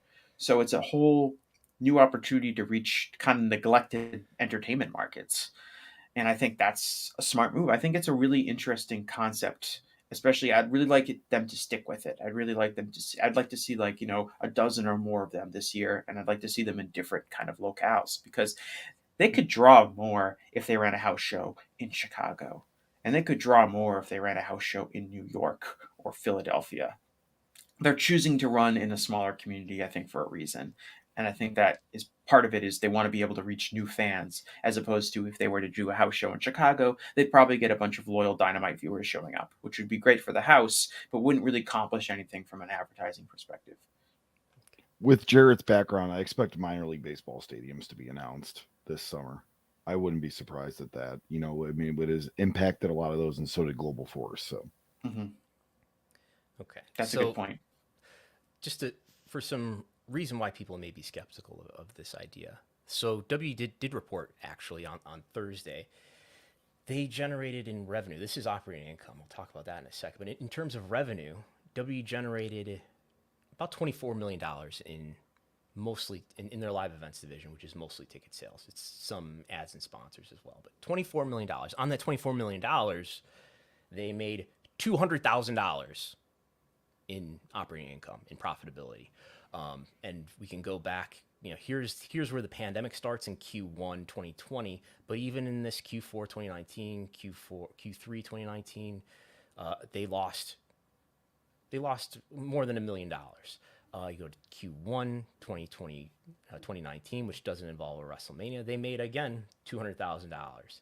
They made $1.4 million in the quarter before that. In the quarter before that, Q3 2018, they lost $1.1 million. You can look at other quarters where the margins are pretty thin as well, going back to 2016 or 2017.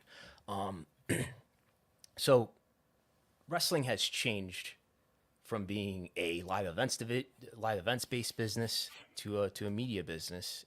And if we look, you can go back to at least 2002 to get an idea of these numbers. They report before this a division called Live and TV Entertainment. So I'm not sure what part would be comparable, but we do have consistent reporting from 2002 to the present for WWE, where we can see that their media revenues were, as a percentage, were still the majority. In 2002, it was 70% media revenue, and it goes down a little bit in the mid 2000s, and it starts to go up. More and more of the revenue is from media, going towards the present. From about 2010 and forward, it becomes increasingly media revenue as the live sports rights fees become a bigger and bigger part of that, and as live event revenue becomes a smaller part of that. And then that's mostly the math, just pushing everything else that's not media into a smaller percentage. How are the Saudi Arabia shows factored into that chart? They are considered media. Right, and you can see the jump when the Saudi shows start, correct? Yeah, that's true. Yeah, that adds $100 million a year in years that are not affected by the pandemic. And the new TV deals also kicking in. For sure. If you look at the jump from like 2016 to 2019. And look, AEW, I think that house show in Jacksonville, is that the only piece of like official AEW content that has not been like created for public consumption? Like, I'm sure there are some matches that have not aired, but generally, right, yes. like the dark matches, AEW from day one, they had a vehicle to show you the dark matches in arenas, and pre-shows and everything like that. They're all broadcasted. They don't produce content that they are not trying to broadcast somewhere, whether it's on TBS or TNT, or whether it's on Bleacher Report Live, or whether it's on YouTube. So they wanted to make sure that their content that they were producing is in a spot where they can monetize it as content, because in today's world, the more hours of content you produce, the more valuable you are as an entertainment company. And so that's why we didn't see house shows. But I think this is a real sincere attempt to, I think, try some new things. I'm excited about it.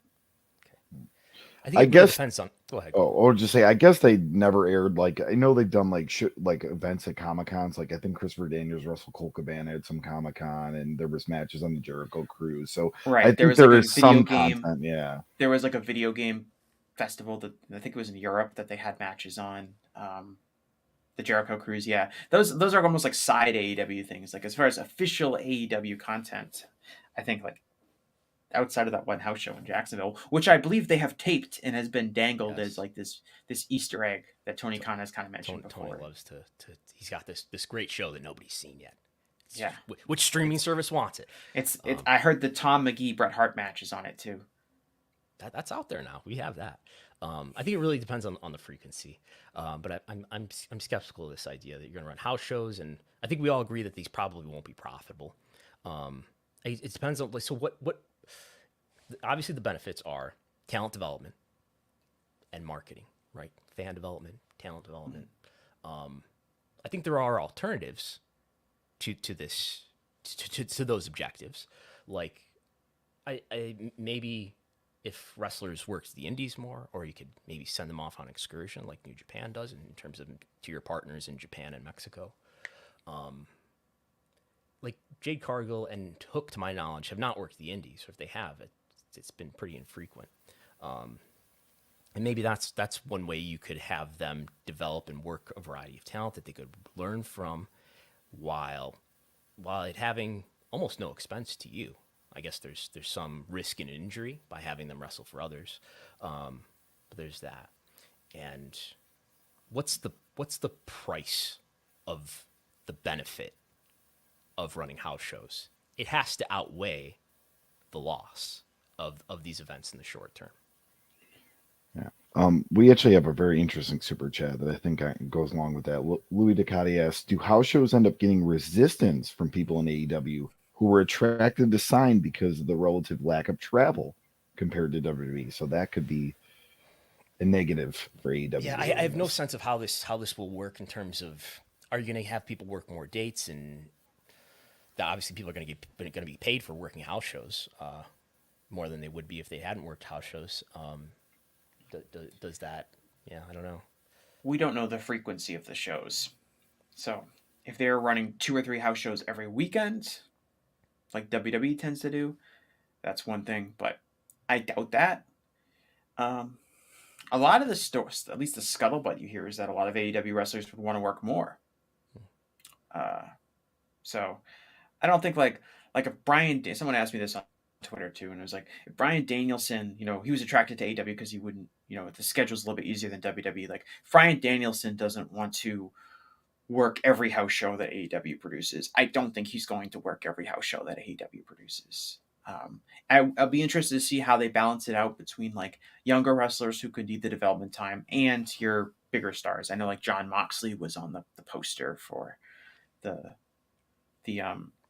Troy, Ohio show, so I assume he's going to be there. So I think what you'll see like, let's say they run one a month, you'll see a couple of like the biggest stars. You might see Jon Moxley and Chris Jericho. I don't know if Chris Jericho will be on one, but you might see Jon Moxley and MJF on one. You might see Kenny Omega and the Young Bucks on another one. You might see Hangman Page on one. You'll see kind of their bigger stars at the top, and then a lot of the lower undercard, mid-card talent.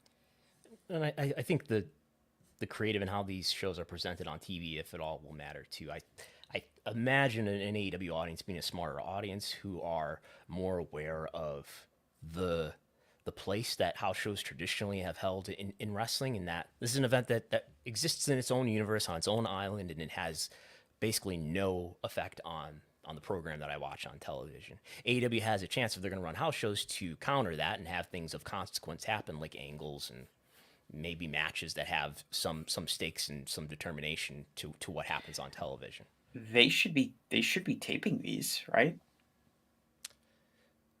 At an added expense. But like you could tape them like without that much. You could even just set up a hard cam. You could send somebody out there with a camcorder, certainly. At least Yeah, one. Get Brandon Cutler, get him some extra work.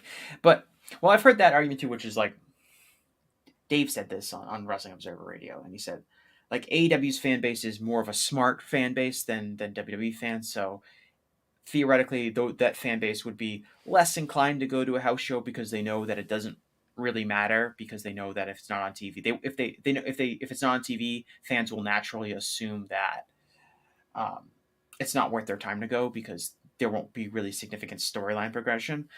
I kind of think that you could make an argument for the opposite, that AEW's fans, being hardcore wrestling fans, are more likely to be hardcore wrestling fans, would also maybe be okay with being like, oh, I don't need to have a huge storyline reason for me to go to the show. If AEW's come to my town, I think the matches are going to be good, the personalities are going to be good, so I'm going to go out and have a good time that way. Like, not necessarily needing that kind of hook from a storyline perspective to draw them to the show. But it'll be interesting to see how fans react to that. And I think you raised a good point, Brandon, that it doesn't have to not have any storyline implications. It could definitely be something where, will they have title matches like WWE does? Like WWE has, world title matches and stuff. I guess Roman Reigns hasn't been working house shows, so that's not a great example. But WWE has title matches and stuff on all of their house shows, and the title never changes hands, but they still promote it as such.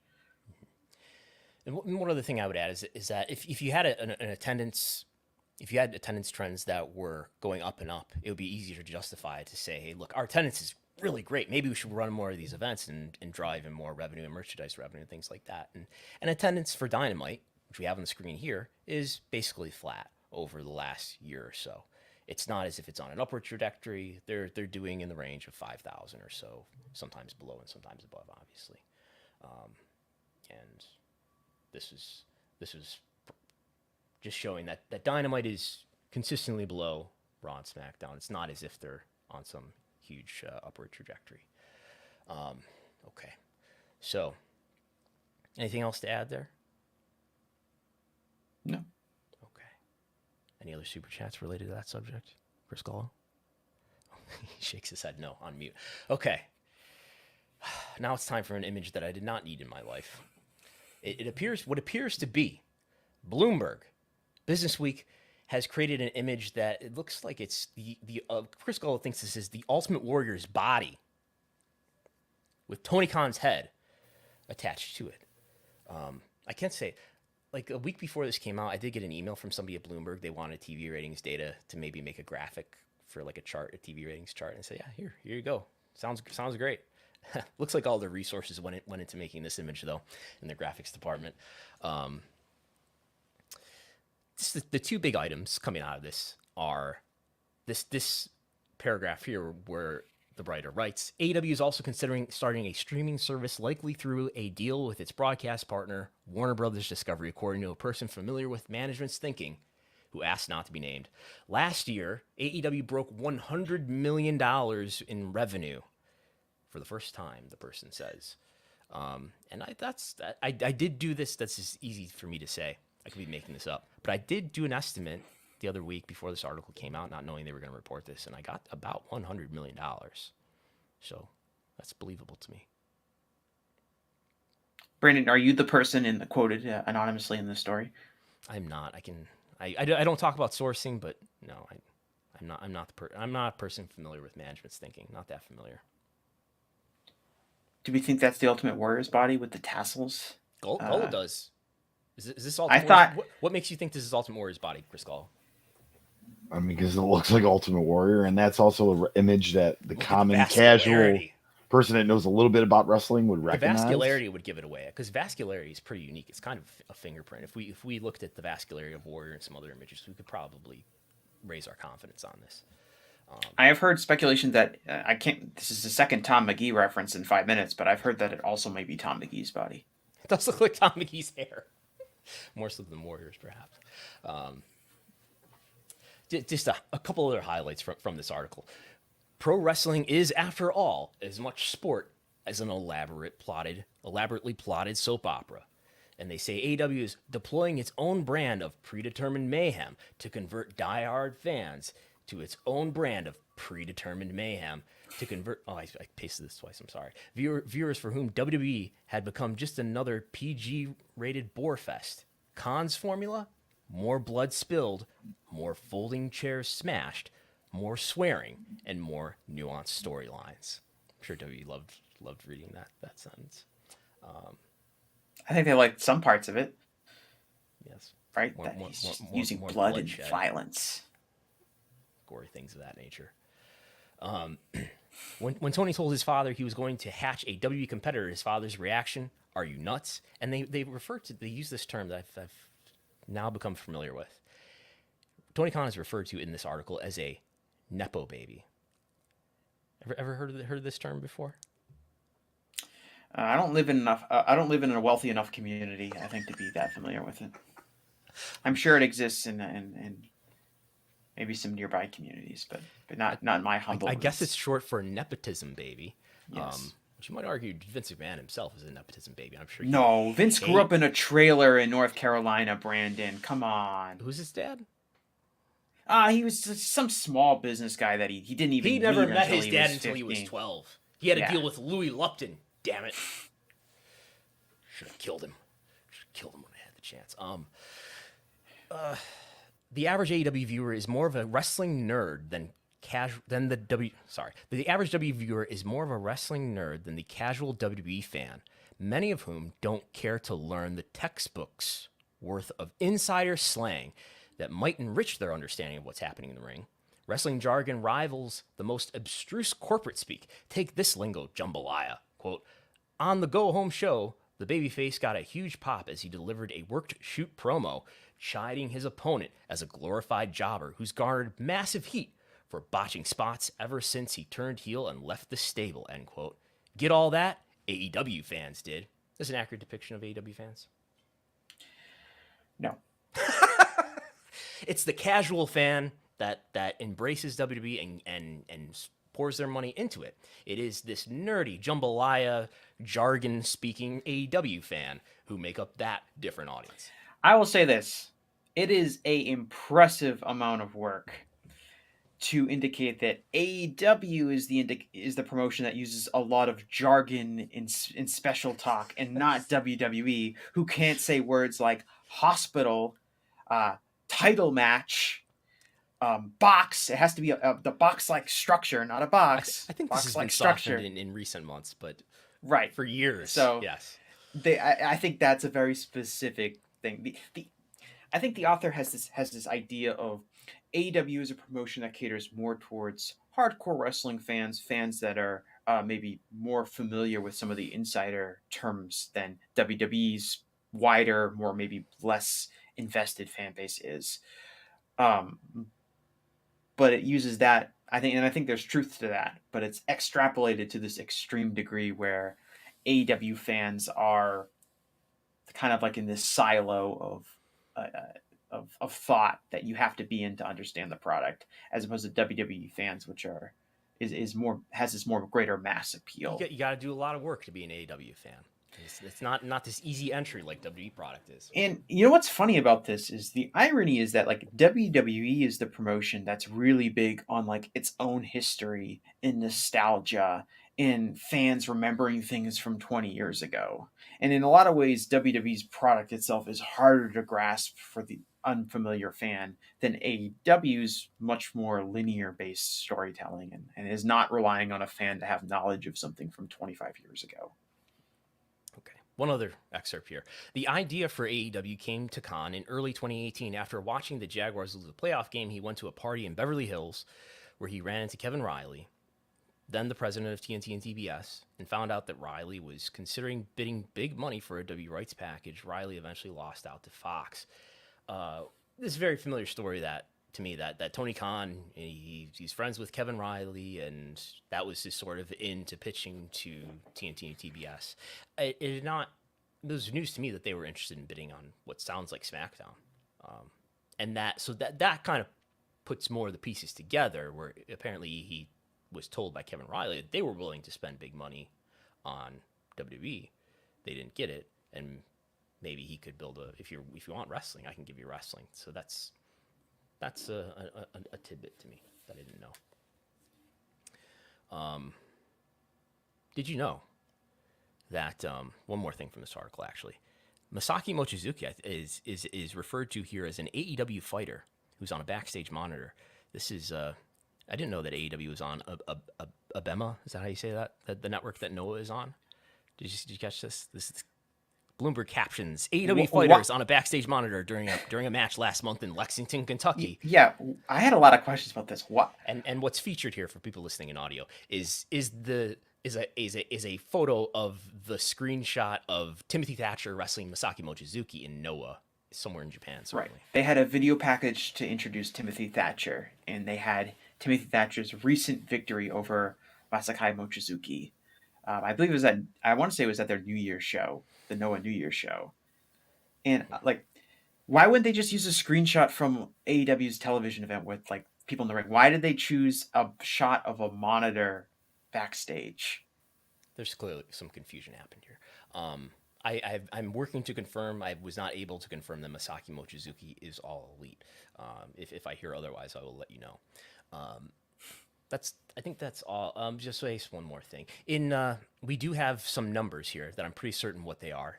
WWE put out it's earnings report. Part of that is they put out an annual report where they're required to tell us. You're required to tell us the amounts of money that came from your biggest customers, those who gave you, I believe it's 10%.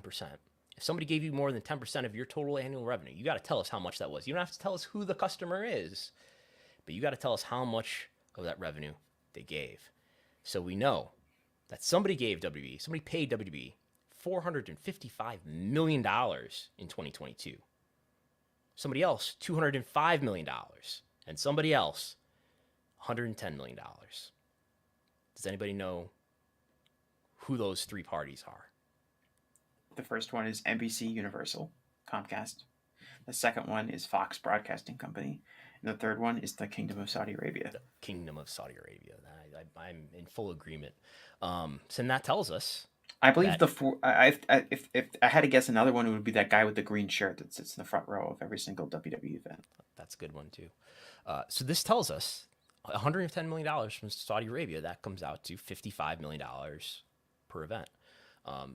I've always said $50 million. I guess partly to be conservative, and I'm guessing there's some extra. I'm sure they're rounding here because they appear to be rounding, at least in this case, to the nearest 5, but we do have 183. Anyway, I think there's some interest maybe that's being accumulated through delayed payments or something like that, because we have had those moments where we've got a huge amount of money on their accounts receivable that apparently is related to those Saudi Arabia events. But anyway, $110 million, 2 events, $55 million per. And then Fox is clearly this 205, and the average annual value of the Fox deal we understand is $205 million. We're kind of in the middle. We're in the latter part of the middle of that deal. I think the escalators are at the beginning of each TV season, so in the fall. But anyway, we won't get into the minutia. And 455, so that's for everything: Raw, Peacock, and whatever they're getting for everything else, including NXT and like Miz and Mrs. and maybe some licensing for Young Rock and things like that. So that's all I have. Anything else to add this week? We can go to Super Chats. Yeah, well, we can go to Super Chats if you want here. We're going to start with Vic Sandu asking, Nick Khan is out if he can't sell in 3 months, leaving Vince with the CEO position and gets out of the paying the sale commission to Nick. That is his guess. Nick Khan's going to have to pay a lot of money if he wants to leave WWE in the next 5 years or in the next couple of years. His employment agreement is public record, and he has huge bonuses. Basically, if he leaves before his 5-year term is up, he has to pay back millions of dollars. So I would not expect Nick Khan to leave WWE before August 2025, which is, I believe, when his term. What happened? But could he be terminated? I'd have to look at his employment agreement, but he probably can be terminated. Yes. Because I think that's kind of what Vic here is implying, is that I see. he has 3 months to sell it or else. Well, I guess Vince can do whatever he wants here, but who would fire him? The board, I guess, and Vince is in control of the board. Yes, I think at this point Nick Khan's too valuable of an ally for Vince to How would fire the him. stock But price react if Nick Khan was fired? well, who's he got left? Could Stephanie come back and take over? Barrios Nick and Khan's Wilson role? are sitting right there. Yeah, I guess that's true. Yeah. Maybe that's true. No, look, the stock price reacted very badly when suddenly one day, on January 30th, 2020, Vince fired Barrios and Wilson, who were the biggest names to investors. Stock price reacted very badly. Stock price would react very badly if he fired Nick Khan suddenly. Wouldn't expect that to happen, though. And one more here, Chad Kemp. He did a super chat without attaching this question, so he did it separately here. He goes, "Do you guys think it's weird WWE is designing and building a huge new corporate office, not for themselves, but for new owners? The new owners may not want the new offices. I heard it's a long lease, too." Yeah, I don't know. I mean, you always want to build value, and that's what you're selling is all this value that you're building. But does it, because it's a long lease that you might not want? I don't know. I don't know a lot about the headquarters. It's something that's always there. Big companies can always get out of leases. It happens a lot. I know a lot of big companies that have gotten out of a lot of leases in a lot of very large office buildings in the past couple of years, as office use has completely changed in our society post-pandemic. So I wouldn't put anything into like, oh, they have a 20-year lease. Like, doesn't really mean that much. You can always get out of it if you want. Okay. Anything else? Any other super chats? We're all done. We are all set. Yes. Okay. At patreon.com/Wrestlenomics, you can sign up and subscribe and get the TV ratings reports nearly every day, as well as quarter hours for the major WWE and AEW shows. Been reporting some New Japan and Impact ratings too. That's the primary place where New Japan ratings are coming out. When Impact doesn't make the top 150 on Showbuzz, that's where they're coming out. Women of Wrestling as well. Might have an update on that soon. And we'll do a show on Thursday, Wrestlenomics 30. That's for subscribers only. You get access to the data and much more. Anything else to plug, guys? No, I mean, you can follow me on Twitter at Jesse Collings. My latest article, we talked about it already on the show, but it's at Wrestlenomics.com on AEW's house show business and kind of the benefits it can lead when it comes to, advertising the product in new communities. That's right on Wrestlenomics.com. You can follow me again on Twitter at Jesse Collings. Okay. Thanks everybody for listening. We'll talk to you next time.